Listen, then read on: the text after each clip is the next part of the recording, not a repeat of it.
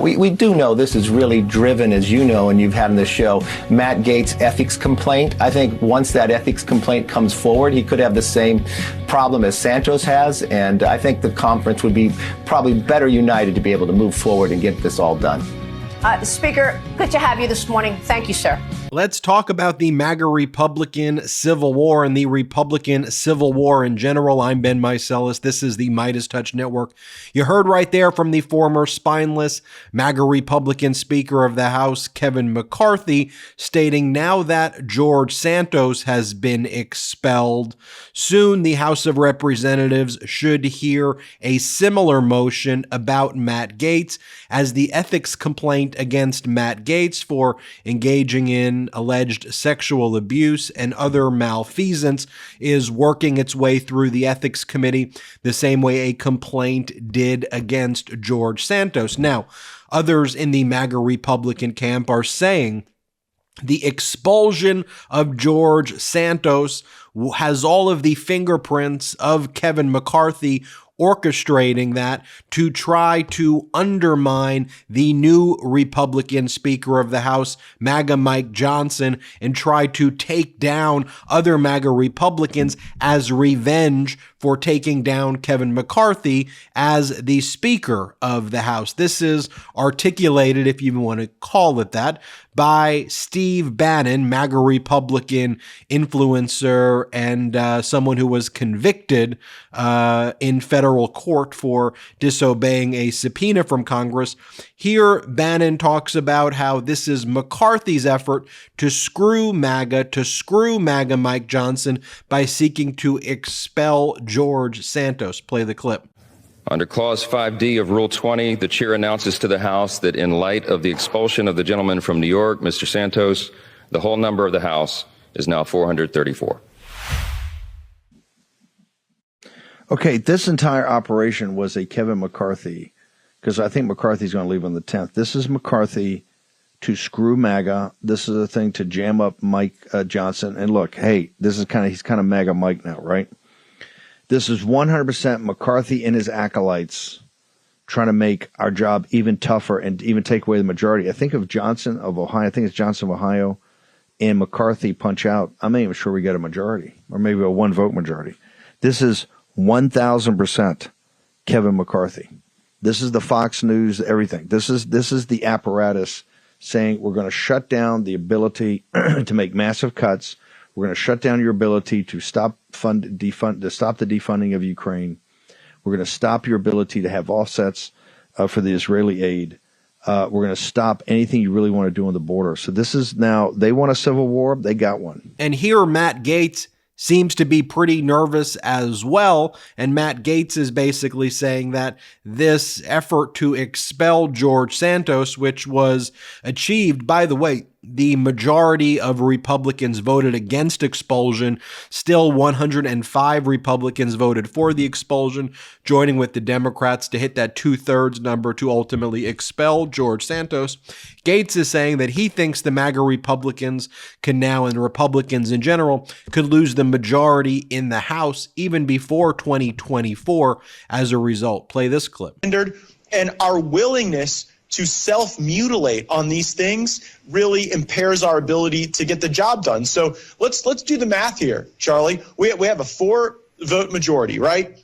Now we've kicked out George Santos. We have a 3-vote majority. Congressman Bill Johnson of Ohio has taken a college university presidency. That could knock us down to 2. And I don't really think Kevin McCarthy's sticking around long. Every image of his office shows that he's packing things up in boxes. So we could be down to a 1-seat majority. We got a bunch of these octogenarians in our conference. If, God forbid, any of them were to cross the Rainbow Bridge, we would be in a situation where we could literally lose the majority because we were so eager to throw George Santos out before even being convicted. It is not in accordance with the precedent. It is not in accordance with due process, and it is just tactically freaking stupid. And by the way, those sentiments being echoed by MAGA Republican Byron Donalds here, who says that expelling George Santos was an attack on congressional institutions. Play this clip. So let's watch. Changes from precedent. It changes the very nature by which this institution is supposed to function. We've been lectured politically for the last 4 years, a lot of it in the press, about our institutions. What happened here today goes against the principles of our institutions. It does. And people can say whatever they want. Oh, it's OnlyFans, it's this, it's that. It's bigger than what he was accused of. My angst is not about what George was accused of. It's not, because I'm not defending it. It is about the process upon which he was expelled today. That is my concern. Do you think leadership could have done more? Yes. What exactly? I'm going to leave it at that because I got to go to the airport. Okay. Wow, saying that it's an attack on congressional institutions. So wild. By the way, the MAGA Republican influencer, the biggest kind of social media influencer in Republican politics now, an account called Cat Turd. You heard that right. Cat Feces is the #1 Republican influencer. Is now saying the Republican Party is a joke. He's mocking MAGA Mike Johnson, saying that MAGA Mike said he was going to release all the January 6 tapes, but only released about 1%, and is now supporting funding to Ukraine, calling MAGA Mike a lying fraud. And then here, Cat Turd says, LOL, the neocon rhinos are confused about Paul Ryan dropping Ron DeSantis and endorsing Nikki Haley. This all may sound like lots of infighting. They're all attacking each other. And I guess what is Marjorie Taylor Greene doing while all this is going on? Well, she's trying desperately to sell her failing book on Amazon. Right now, her memoir was ranked, I don't know, like 9,735 amongst the best-selling books as of last week. It's a total, utter flop. Wants to read a Marjorie Taylor Greene book? I don't know. Unless you're trying to induce puke. Watch what she's doing while all of this is going on, because y'all, it's all a grift for them. Play the clip. Hey guys, you can order my new book, MTG, at mtgbook.com. Grab a copy for yourself and your friends and family. Throw them in the stockings. It's going to be a great read over the holidays.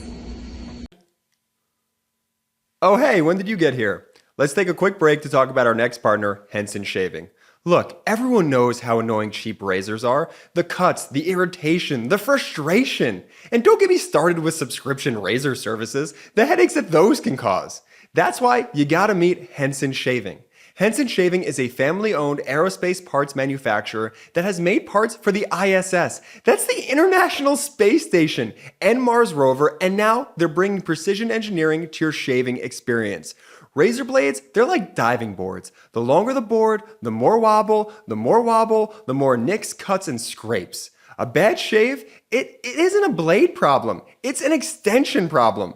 By using aerospace-grade CNC machines, Henson makes metal razors that extend just 0.0013 inches, which is less than the thickness of human hair. That means a secure and stable blade with a vibration-free shave. It gets better. The razor has built-in channels to evacuate hair and cream, which makes clogging virtually impossible. Seriously, Henson Shaving wants the best razor, not the best razor business. That means no plastic, no subscriptions, no proprietary blades, and no obsolescence. The Henson razor, it works with standard dual-edge blades to give you that old-school shave with the benefit of new-school tech. Once you own the Henson razor, it's only about $3 to $5 per year to replace the blades. My first shave with the Henson razor was incredibly refreshing. The design is sleek and the durability is top notch. The Henson razor is truly much better than your run-of-the-mill quote-unquote traditional razor brand. And the affordability factor is absolutely game-changing. No more wasting your money on expensive blades. With Henson Shaving, you get a year of blades for just $5.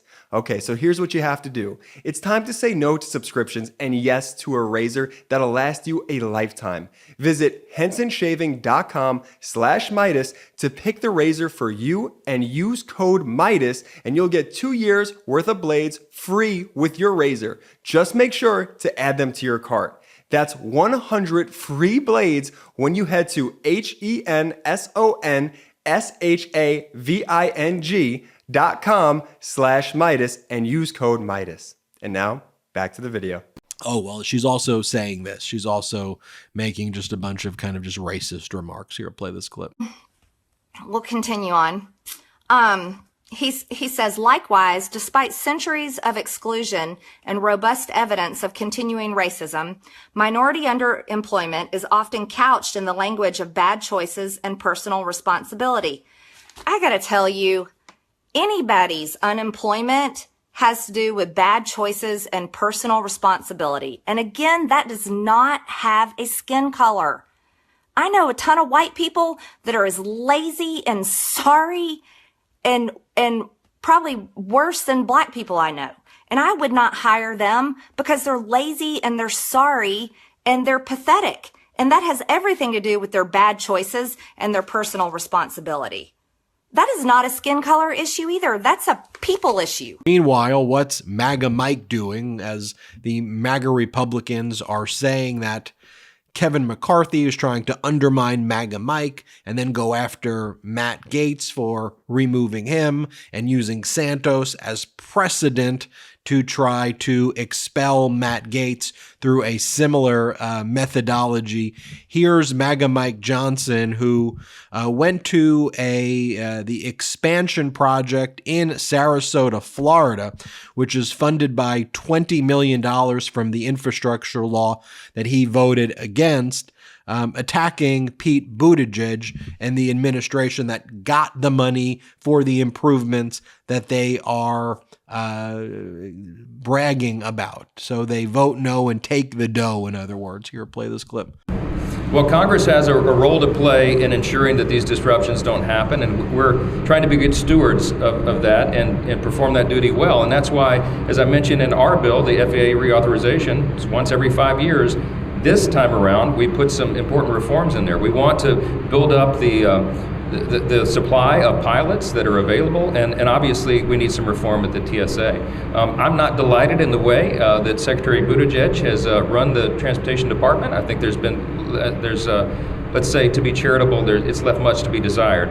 But so much as the House and we have a responsibility in helping to reform these things, we've included a lot of those priorities in that bill. And so that's why we're encouraging the Senate to take it up and get it done and get it to the President's desk, because I think it will behoove and help all the American people. And while this is going on as well, here you have Liz Cheney, former Republican Congress member, still a conservative, but really no longer a Republican because the Republican Party's left them. I'm not sure. I know she still classifies herself as conservative, but I mean, this Republican Party's been taken over by MAGA. Here's what she has to say about MAGA Mike Johnson. Play this clip. If you look at what Donald Trump is trying to do, he can't do it by himself. He has to have collaborators. And the story of Mike Johnson is the story of a collaborator and of someone who knew then and knows now that what he's doing and saying is wrong, but he's willing to do it in an effort to please Donald Trump. And that's what makes it dangerous. The Speaker of the House is a collaborator to overthrow the last election. Absolutely. And by the way, here's what Liz Cheney says the choices between as we approach 2024. Do we care about democracy or not? Play this clip. If a person is a member of Congress and they've sworn an oath to defend the Constitution, can they defend the Constitution and also endorse Donald Trump? No. So it's inconsistent. They're breaking with their oath by saying they would like him to be the next president. In my view, fundamentally, there is a choice to be made. You can't both be for Donald Trump and for the Constitution. You have to choose. It's a lot of people who are choosing Donald Trump. Yeah, it is.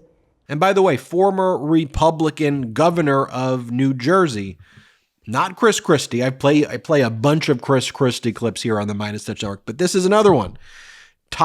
Christine Todd Whitman. And here Governor Whitman basically says there is no Republican Party anymore. It's just a cult. It's a cult. She's a Republican governor from New Jersey. You had Chris Christie. Now you have Governor Christine Todd Whitman. You're getting a trend here. Here's former Republican Governor Christine Todd Whitman of New Jersey. Play the clip. Yes, it does. Absolutely. We know that Trump supporters, first of all, let me just say, I don't think there is a Republican Party. There is a cult around Donald Trump. They didn't adopt a platform in 2020, which meant they didn't set out what they stood for. It was whatever Donald Trump tells us we should stand for today, that's what we'll stand for. So it's not a party as we have known it. And that is, believe what he says. He says what he's going to do.